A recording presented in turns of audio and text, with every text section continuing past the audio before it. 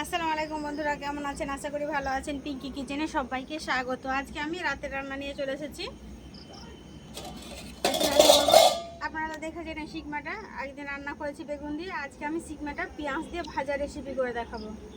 যেহেতু এটা শিকমাও বলে, কেউ ভুঁড়ি বলে, কেউ হয়তো নল, যে যেরকম নামে পরিচিত, আমরা শিকমাই বলি, আর যেহেতু ভুঁড়ি বলি। এটা আমি আজকে পেঁয়াজ দিয়ে ভাজা ভাজা করব। প্রথমে আমি উনুনটা জ্বেলে নেবো। নিয়েছি, কড়া বসিয়ে দেবো। কড়াটা গরম হয়ে থাক, আমি পেঁয়াজ দিয়ে যেহেতু করবো, পেঁয়াজটা কেটে নেবো। আদা রসুন বেটে নিয়েছি, দেখেন আদা রসুনটা বেটে নিয়েছি। পেঁয়াজটা ছিলে কেটে নেবো। কড়াটা গরম হয়ে গেছে, তেলটা অল্প পরিমাণে দিলাম, যেহেতু চর্বির তেল অনেক আছে ওই জন্য তেলটা আমি অল্প দিলাম। এবার দেবো পেঁয়াজ কুচি, পেঁয়াজটা বেশি পরিমাণে দিয়ে দিলাম।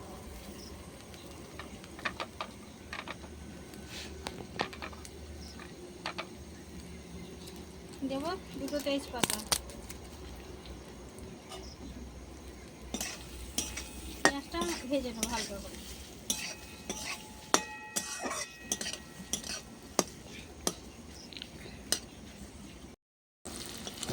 পেঁয়াজটা ভাজা ভাজা হয়ে গেছে, এখানে দেবো পরিমাণ মতো নিয়েছি নুন, হলুদ গুঁড়ো, লঙ্কা গুঁড়ো, ভাজা ধনে গুঁড়ো, ভাজা জিরে গুঁড়ো আর আদা রসুন বাটা এর মধ্যে দিয়ে দেবো।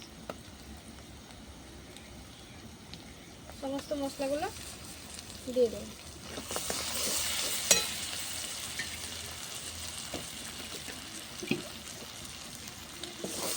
মশলাগুলো দিয়ে আমি শুকনোগুলো দিয়ে দেবো।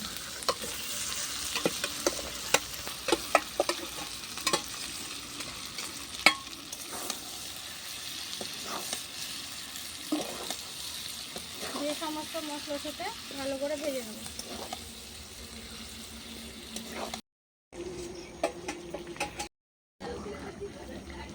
দেখার মতো কত সুন্দর করে আমি ভেজে নিয়েছি, তেল ছেড়ে গেছে। অল্প করে পানি দেবো।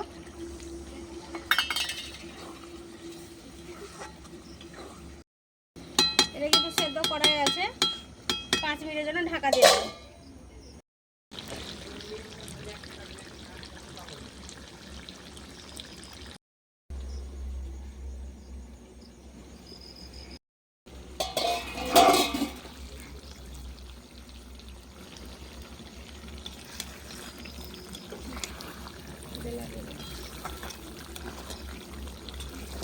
এই ভুঁড়ি ভাজাটা কিন্তু হয়ে গেছে, এবার নামিয়ে নেবো।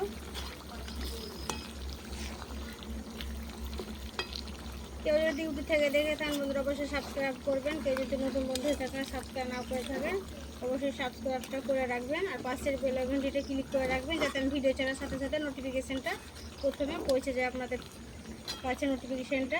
আর কেউ যদি ফেসবুক পেজ থেকে দেখে থাকেন অবশ্যই একটা লাইক দিয়ে সাথে থাকবেন। এবার আমি নামিয়ে নেবো, হয়ে গেছে।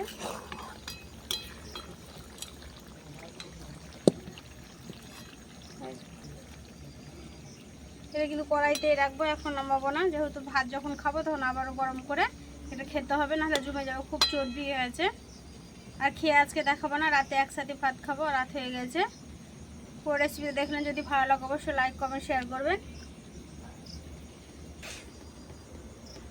সুস্থ থাকবেন, সাবধানে থাকবেন। আবারও পরবর্তী অন্য কোনো রেসিপি আপনাদের সাথে আসবো। পুরো রেসিপি দেখার জন্য ধন্যবাদ।